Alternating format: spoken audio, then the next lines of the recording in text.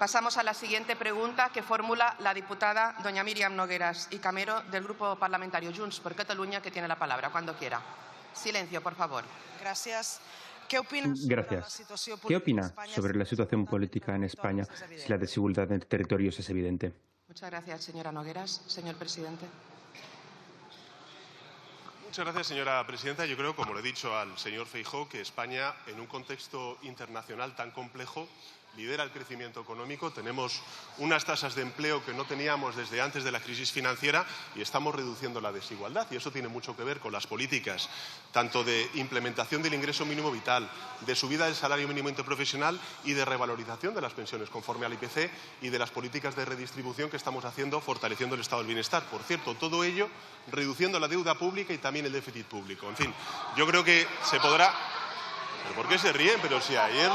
Señores diputados, por favor. Se daba el dato por parte... Está en uso de la palabra el presidente del Gobierno.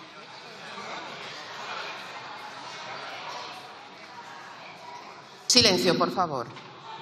Señor presidente. Insisto, reduciendo la deuda pública y reduciendo el déficit público.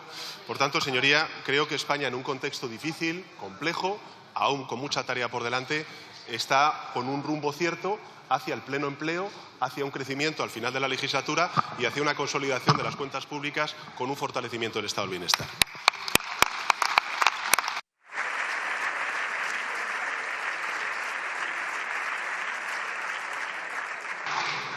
Muchas gracias, señor presidente. Señora Nogueras. Gracias. Le hablaba de igualdad y para garantizar la igualdad lo primero que hay que tener en cuenta es el coste de la vida y también los datos. Ustedes los datos nunca los explicarán porque si lo hicieran, quienes viven en Cataluña, sobre todo los más jóvenes, los mandarían a paseo. Porque lo que dicen los datos es que los catalanes acaban pagando la fiesta de todos ustedes. La vida en Cataluña es más cara que en cualquier otro punto del reino. Con 20 euros en Cataluña se pueden hacer muchas menos cosas que con 20 euros en Extremadura, Murcia o Castilla-La Mancha. Siendo esto así, señor Sánchez, ¿por qué el salario mínimo tiene que ser igual si el coste de la vida es distinto? ¿Por qué no tener en cuenta el coste de la vida? Si no lo hacen, empobrecen cada día un poco más a las personas que viven en Cataluña. Y esto no es igualdad.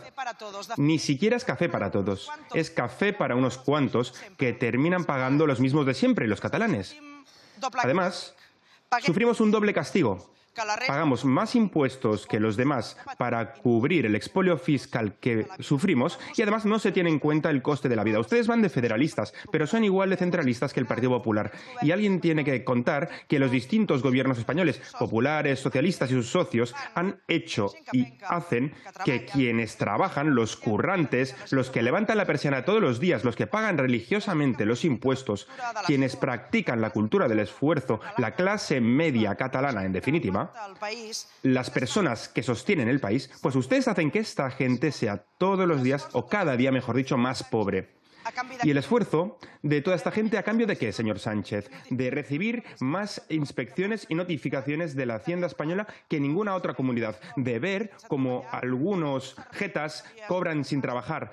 De tener un servicio de cercanías nefasto. No contar con vivienda pública. Y ver cómo se ríen ustedes de los catalanes con lluvias de millones. Ver cómo se ríen ustedes de los catalanes con traspasos de Renfe de mentira y anuncios de miles de pisos que no llegan jamás. Señor Sánchez, si el coste de la vida no es el mismo, ¿el salario mínimo debe ser el mismo? ¿O prefiere usted seguir ordeñando a los catalanes? Visca Cataluña Libre, viva Cataluña Libre. Señor presidente, cuando quiera. Muchas gracias, señora presidenta. A ver, este gobierno durante estos últimos 7 años ha subido el salario mínimo interprofesional en un 61%. El compromiso que tenía el Gobierno de España, que es el que marca la Carta Social Europea, era lograr el 60% del sueldo medio en neto como salario mínimo interprofesional. Y eso lo hemos logrado en estos últimos 7 años. Y el objetivo, la ambición que tiene el Gobierno de España es continuar aumentando el salario mínimo interprofesional durante esta legislatura. Y si tenemos el honor de continuar gobernando España cuando termine esta legislatura, pues continuaremos en esa misma senda. Pero no solamente hemos hecho eso, señoría. También hemos aprobado una reforma laboral que ha traído estabilidad, que ha hecho caer la precariedad y la temporalidad, que era el talón de Aquiles del mercado laboral en nuestro país, Y hemos hecho un refuerzo de las políticas públicas vinculadas con el estado del bienestar. Yo no comparto con usted la política fiscal que defiende, ni por supuesto también la que defiende el Partido Popular. El Partido Popular siempre baja impuestos cuando está en la oposición. Cuando llega al gobierno no hace sino crujir a la clase media trabajadora y, por cierto, votando en contra de crear impuesto a la banca, el impuesto a las grandes fortunas o el impuesto a las grandes corporaciones tecnológicas, como el caso que tiene España gracias al gobierno de coalición progresista. Por tanto, señoría, en fin, el The Economist, un semanario liberal británico, ha dicho que en 2024, en este contexto complejo internacional que tenemos, hemos sido la mejor economía del mundo.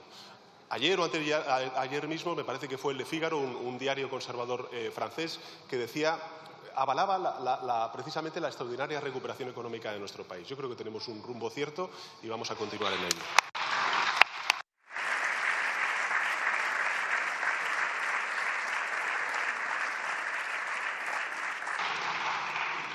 Muchas gracias, señor presidente. La siguiente pregunta se la formula el diputado don Óscar Matute García de Jalón, del Grupo Parlamentario Euskal Herria Bildu, que tiene la palabra cuando quiera.